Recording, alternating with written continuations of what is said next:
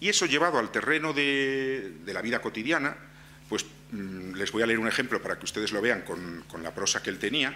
En este libro del Cristo de la Guy Jacob, que se puede encontrar, esto ya lo sacó una pequeña editorial de Barcelona que ya no existe, pero existen, para los lectores existen dos elementos que no son muy queridos para encontrar libros que no se encuentran y que sin embargo sí se encuentran.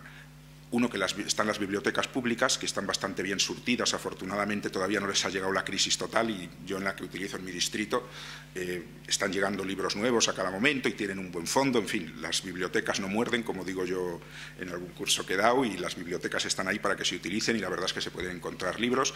Y luego existe ahora con la red el mercado de Iberlibro de segunda mano, que se puede buscar cualquier libro, pues si ustedes están aquí en España, pues en una librería de Alicante o en una librería de La Coruña, pues seguro que pueden encontrar cosas que aparentemente están descatalogadas, ¿no? Pero que en algún sitio están esperando, porque normalmente, claro, estos libros, aunque se hiciera una edición de 1000 ejemplares, se venderían 300 como mucho, con lo cual los otros, si no los han quemado, pues en algún sitio están. Bueno, entonces, en este libro, que lo mismo recoge textos sobre Benarés que sobre el gran pintor Wilfredo Lam, cubano, cosas muy cubano y también medio chino, ¿no? O sea, ahí estaba esa herencia, o chino y medio. Hay un texto sobre el café de Flora y entonces, de repente, convierte la bebida que él tenía. Bueno, él empezó a tener problemas, y lo digo porque es algo que no es ningún secreto, es algo que él mismo lo decía, terminaré con una afirmación muy divertida de él. Ciertos problemas dipsómanos, digamos, lo que él llamaba por un momento en francés la viejomanía, el gran amor a la cerveza. Eso a partir de los años 80 empezó a beber, parece que cerveza bastante excesivamente, y luego al mismo tiempo le gustaba mucho el Bloody Mary, que es esta mezcla de consumo de tomate y vodka, ¿no? Y otras cosas. Entonces, hablando sobre el Bloody Mary, lo transforma en un elemento del arte del barroco, y ahora verán de qué forma tan divertida, hipercultista, pero al mismo tiempo dando pequeñas punzadas, analizando los elementos que constituyen el cóctel, ¿no? Les leo solo un párrafo, pero para que vean cómo era capaz de encontrar en donde menos esperaba, darle un quiebro, y por su amor por el barroco, ¿no? Él llega a demostrar aquí que el Bloody Mary es un elemento retórico del arte barroco, porque utiliza la brusca yuxtaposición de contrarios, y entonces lo explica. Bebida caravallesca de Caravaggio, el pintor italiano del barroco, ¿no? Ya de entrada lo afirma que es una bebida caravallesca. El Bloody Mary edulcora la violencia tártara del vodka. Miren lo del adjetivo, la violencia tártara, claro, hablando como la invasión de la estepa de los rusos, ¿no? Con el afectuoso aterciopelado del tomate, y la pimienta besánica con la sorpresa del hielo frappé. Bueno, hasta ahí sería la descripción objetiva. Y luego ya se interna por otros vericuetos. Atenúa el tabasco mexicano, si se le echaban unas gotitas de tabasco, ¿no? Porque luego hay unas cosas que ya dice que no toleran, hasta ahí lo tolera. Luego ya empieza a decir que hay determinados elementos en el Bloody Mary que él no, como gran bebedor, no los puede aceptar. Dice, atenúa el tabasco mexicano, sacrificial y cortante como el curare, el veneno que utilizan los indios de México, aztecas, en fin. Dice que este tabasco atenúa el toque amanerado, algo así como un rubí en la oreja derecha de un broncino de una cereza. Es decir, que ya el elemento de la cereza que se añade a la bebida ya empieza a incomodarle. Dice, esta blasfemia, el torpe añadido de la fruta, se extiende cada día por el mundo entero. Y ya termina. Los hay que llegan en esa barbarie hasta nevar con azúcar el borde de la copa. Es decir, que le ofreciesen la copa ya nevada con azúcar, eso era un sacrilegio. O sea, dice, eso no se puede aceptar. Entonces, el elemento humorístico es que después de describir los componentes, por un lado tártaros y por otro lado el elemento terciopelado del tomate, él llega a un punto en que dice, hasta ahí sí es mi Bloody Mary, pero si ustedes ya me ponen, me nievan el borde de la copa con esa especie de azúcar que echan, eso yo no lo puedo tolerar, ¿no? Y entonces, precisamente por esta brusca justaposición de contrarios, él afirmaba que su bebida era una bebida barroca, que lo podía, pues eso, comparar con un cuadro de Caravaggio del Bronzino, y verdaderamente es que era así, ¿no? Y también en este elemento de humor, él era un fanático de una de las obras de arte más grandes del barroco, que es el famoso cuadro de las Meninas, sobre el que tanto se ha escrito, ¿no? En el sentido del punto de vista, del juego de espejos, de cómo el propio pintor está dentro del cuadro, en fin, sobre las Meninas, evidentemente, es uno de los cuadros en la historia del arte sobre los que más se ha escrito.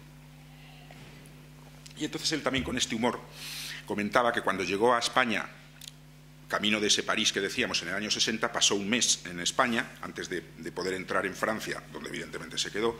Y entonces, claro, la España del año 60 era una España totalmente gris, cerrada, en fin, no había ninguna vida cultural. El que iba, claro, es lógico que quedase extasiado con el París de aquellos años, ¿no? Y entonces él hablaba de que en aquella España del año 60, dice, en la España inhabitable de 1960, las únicas personas vivas eran las Meninas. Y dice, constituyeron y siguen constituyendo mi familia. A veces, esto era cuando, también tomado de esa entrevista con Leopoldo Alas, en los años 80 se había hecho una limpieza muy famosa del cuadro de las Meninas, que después de muchos siglos pues estaba muy sucio, y entonces tuvieron que limpiar el cuadro, y la verdad es que el cuadro quedó bastante, para los que lo habían visto antes y lo veían después, el cuadro parecía otro, ¿no? Entonces, cuando tuvo esta entrevista con Leopoldo hablando de su familia, que eran las Meninas, que eran las únicas con las que incluso decía podía conversar, llegaba allí al cuadro y conversaba con ellas porque el resto no le interesaba nada. Y entonces, ahora ya con la limpieza del cuadro, dice, a veces tomo un avión para ir a verlas y ver cómo van. Las hallé ya muy limpias. La infanta ha quedado tan platinada, la pobre, que se parece a Jean Harlow. Entonces, claro, este juego él lo traslada. Jean Harlow, evidentemente, que es un artista de los años 30, de la época en la que la había podido ver en el cine, ¿no? De niño, de joven, hoy diríamos de Scarlett Johansson, sería como compararla con una Scarlett Johansson, ¿no? Alguien así muy en el candelabro, ¿no? Que está totalmente, que se conoce, ¿no? Entonces, el comparar a la infanta diciendo que había quedado con un rubio muy satinado y que quedaba como una gran actriz, pues era también otro elemento de juego, ¿no? Y bueno, pues por ir terminando, por si quieren hacer alguna pregunta, podemos un poco mencionar en este sentido. Tenemos pues alguien que salió de Cuba, que se instaló culturalmente en un elemento totalmente ajeno, como era el París de los años 60, que ejerció labores bastante peculiares de periodista científico. De hecho, uno de sus libros de poemas se llama Big Bang, jugando con la teoría del origen del universo, y de periodista cultural, que sin embargo nunca dejó de reivindicar su cubanía y su amor por Hispanoamérica, con autores como Lezama o con otros autores hispanoamericanos a los que logró introducir en el ámbito francés, que al mismo tiempo incorporó elementos a su mundo intelectual bastante peculiares, como son este interés por el Oriente, que vuelvo a decir, yo por ejemplo, de los grandes conocedores en el ámbito hispánico estoy diciendo, de la India, pues yo solo veo en estos últimos años a un Octavio Paz y al propio Sarduy, y al mismo tiempo una persona que reivindicó ese eros disperso, gratuito, festivo. El elemento también, hablando de fiesta, hay toda una serie de elementos que él jugaba con el lenguaje, muy cubanos: jaleo, jolgorio, relajo, la celebración del gozo, de la delicia. Eso se ve, por ejemplo, en muchos de sus poemas. Se ve también en la importancia que le daba a fenómenos como el tatuaje o el travestismo, de los que ya hemos hablado. Digamos, por ir cerrando estas palabras, él era capaz de incorporar elementos, que es algo también muy propio del barroco, claro, elementos muy distintos y muy distantes, y darles una configuración nueva. Ese juego, pues en el ejemplo que les decía yo antes, unir el satélite artificial con el travestí de Tokio, para crear, evidentemente, una figura lingüística, una figura. Él utilizaba mucho el elemento también de la simulación en sentido cultural, la simulación del disfraz.